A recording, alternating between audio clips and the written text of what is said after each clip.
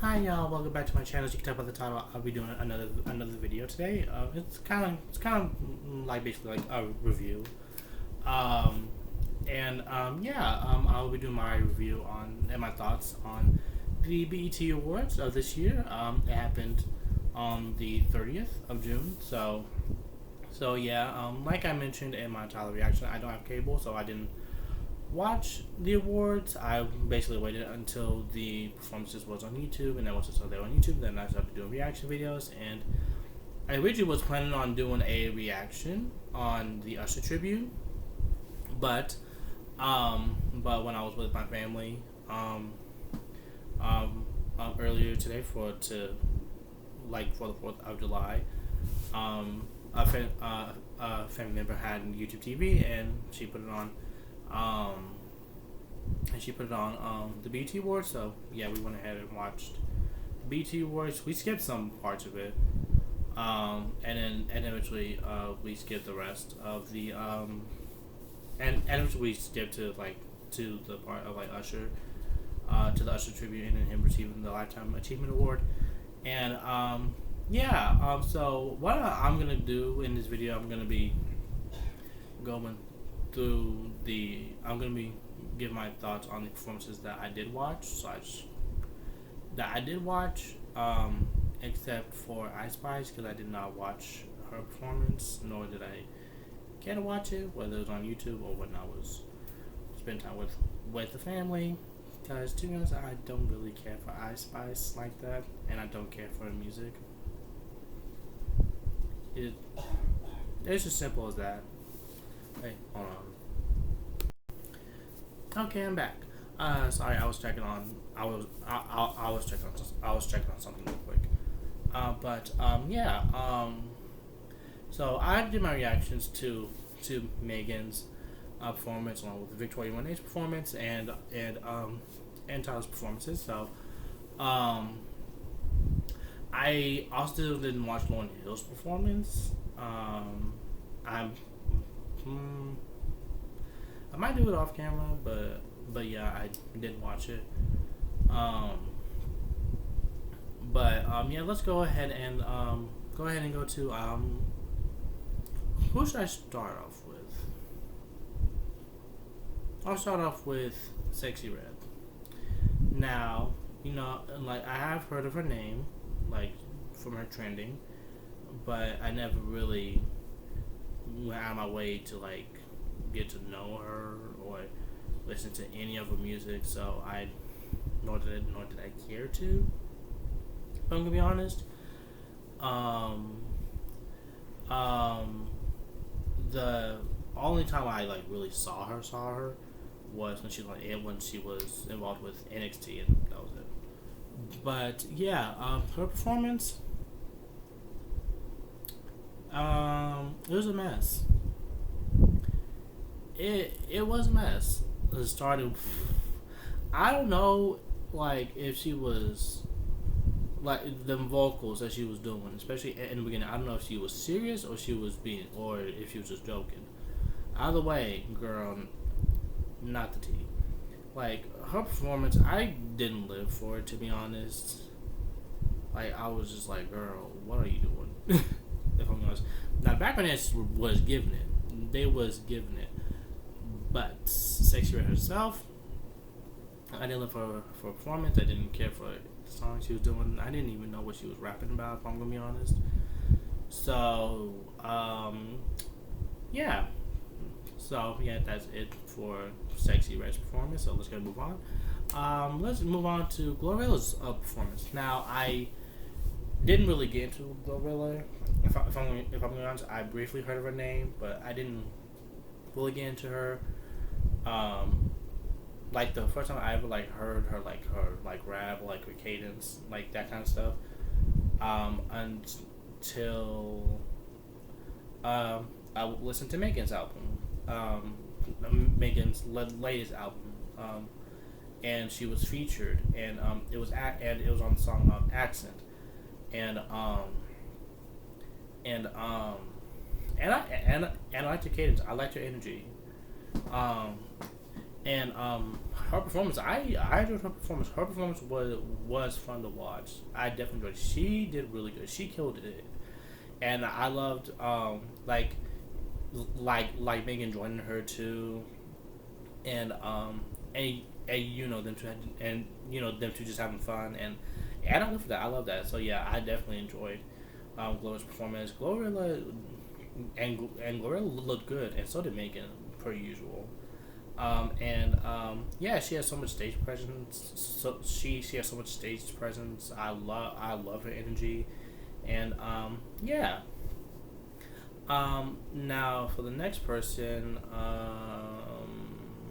else did I see? Oh, Lotto. Lotto's performance, and I didn't care for it.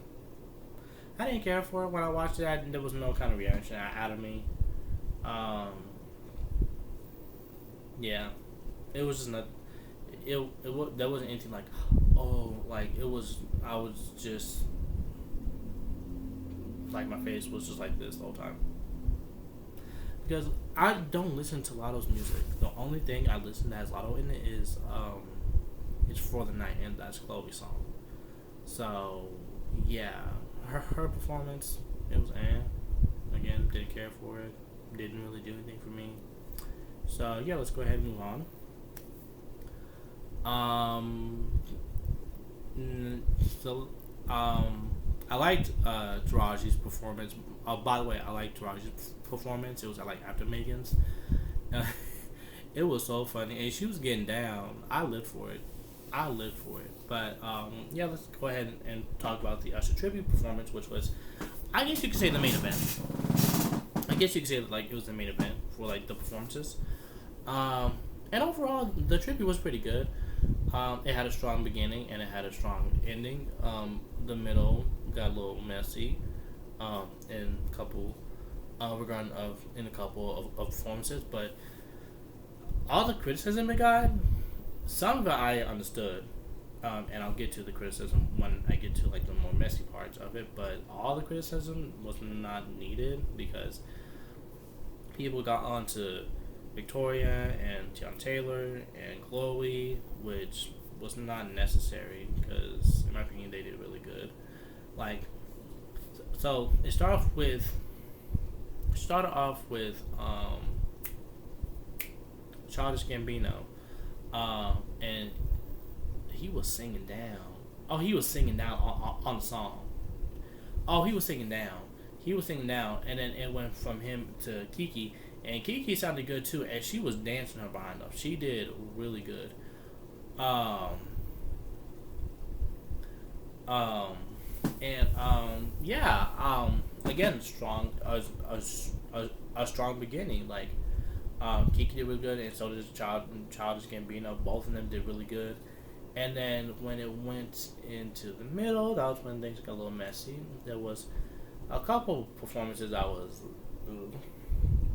I don't know her name, but she had like this pink hat on, and like her hair was in a bun, and she was kind of like wearing like a suit.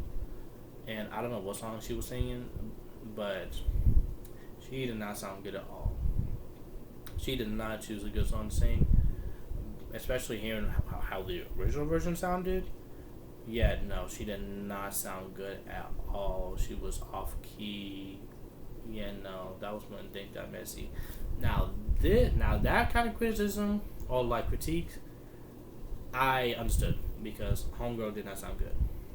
I think her name is Ambrosia. I think that's her name. And then it went from that,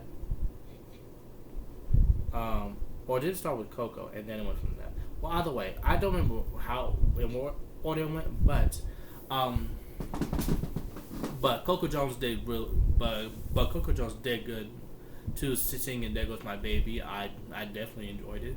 Coco Jones can sing, and we all know that. And I love the energy that she was giving. Um, she was definitely giving sexy. She was definitely giving sex appeal, and I lived for it. And Coco looked damn good. Um, and Kiki looked good too. Um, Um, and so did the Ambrosia. She looked good too. She just didn't sound good. But anyway, and then Tinashe. I love Tinashe. I love me some Tinashe, but she should have chose a different song. Because I'm going to be honest, her performance wasn't giving what I thought it was gonna give. Like, first of all, her vocal, she sounded flat, if I'm being honest, and yeah, just she wasn't really doing anything spectacular in her portion of the performance. Like, I wish she would have chosen a different song, because I feel like if she would have done a different song, I feel like she would have it would have gone better for her. But yeah, the other critique, which was towards Tinashe, I can understand. Um, but yeah, but then Chloe, again, I don't understand what was with all the criticism and what all the criticism towards Chloe, because she did good. She did really good. She gave body. She gave sex appeal. She gave choreo. She gave vocals per usual, and she gave a stage presence and energy and attitude. She gave. It's like, come on. It's like she gave what was needed. It's especially a kind of song like she was doing. Like, come on. It's like y'all just don't like Chloe, or like y'all just don't like to support her, if I'm gonna be honest, or like support her solo run. And as like, why? Because y'all don't. It's like, why? Because y'all feel like she's doing too much. It's like there are plenty of other artists that do too. It's like that do much worse than Chloe. It's like give me a break. It's like the criticism towards Chloe unnecessary, because again, she did good. She did not do anything bad for the performance, and I enjoyed her portion. And same thing with Tiana Taylor and Victoria Monet. Both of them did really good. Like the choreography that both of them had, and Tiana Taylor, I don't know if the mic was on. If the mic was on, she sounded really good. If it was a pre-recorded track, she lip synced the hell out of it. But either way, both of them danced their behinds off. Like both of them went at it with the choreo. Like they killed it. So it's like I can bet the criticism is from like them like grinding on each other and all that, which like, oh boo hoo, cry me a river. It's like, go somewhere. It's like, it's just like, just shut up. Like literally, just shut up. It's like, anyway, but yeah, they did really good. Listen, when Miss Victoria Monet did a split, it shook with me, and then when she did like a roll slash flip onto Tiana Taylor and like twerked, and then when the camera rolled, I lived for that too. I lived for that entire portion of Tiana Taylor and Victoria Monet. Like they gave it, they killed it, and I'm not gonna lie. Even though I did not care for her performance, I liked Lotto's performance in the tribute much more than her actual performance. It's like she did good in the actual tribute performance, in my opinion, of like her doing yeah, and yeah, I would definitely say that she definitely got more of like a reaction out of me, compared to like her actual performance. And yeah, again, overall, it was a pretty good performance. It doesn't deserve as much criticism as it has gotten. I get some of the criticism and critiques I can understand, but for as much as it got, it was not necessary. But let's talk about the messiness that happened before, during, and after the show. Now, before, I heard that Ray J wanted to fade with Lemmy. If you're not familiar about who Lemmy is, he is the CEO of Zeus Network, the streaming platform where Josh's Cabaret's at, Baddies is on, and yeah, apparently there's a video of Ray J dragging Lemmy by his shirt at a parking lot, and they saw each other again at the BET Awards, like before the BET Awards was like filming, and yeah, Ray J wanted to fade. He wanted to fight him again. And the reason why that he had beef with Lemmy is because Lemmy is getting like all of these African American like celebrity stars on involved with Zeus before Ray J could even get to them. So for Ray J, it's like stopping his bag. So he said like multiple interviews like it's on site, and he had kept his promise. So yeah, Ray J ended up not being at the BT Awards. And yeah, and then during there was a skit that Taraji P Henson was doing involving Keith Lee, but there was a mistake made. She confused someone as Keith Lee because the dude and Keith Lee ended up switching seats, which was BET's fault. But then, even with that mistake, Taraji still did her thing and she still was able to clean it up. But that started this whole thing with Keith Lee starting drama, starting beef with Taraji P Henson over something that's not her damn fault. Like, it's literally not her fault. It's BET's fault. So it's like, Keith Lee, how about you stop acting like a little bitch? Simple as that, because that's what you doing. You are acting like a little. It's like what Taraji said. Like, you are acting like a little female, which is much nicer than how I'm saying it, because I'm gonna say how I want to say it. Keith Lee, you is that his name? I think that's his name. I'm gonna be honest. I don't know this man like that. I know he's a food critic and something like that, but I don't get into him like that because I don't care. But I love. Okay, so yeah, his name is Keith Lee. So yeah, Keith Lee is like, the way you are acting towards Taraji P Henson on social media is giving bitch energy. It's giving little bitch. Because it's like, how you gonna start some shit over something that's not her fault? It's BET's fault. And you have said like that's BET's fault, but you still coming after Taraji.